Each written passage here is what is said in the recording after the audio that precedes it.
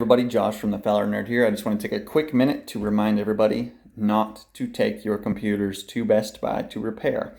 I got this HP with a 17-inch screen from this lady who said that Best Buy told her that it was not worth fixing and that it would cost more than what the laptop was worth to fix it.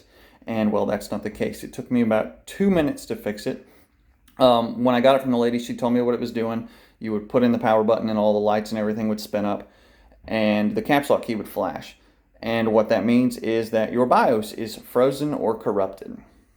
So anyway, generally there's a very easy fix for that. So you'll remove the battery from the bottom, pull any power cables, and this battery here, which on this particular model is just underneath of this case. It looks like a little watch battery. What it does is it stores the information from the BIOS. So you pull this battery, let it set for 2 or 3 minutes, plug it back in, replug your power, and then when you go to turn the computer on, hold down the Windows and the V key. And on some computers this is different, but this one here is the Windows and the V key. Some it's the Windows and the B key, some it's just the B key.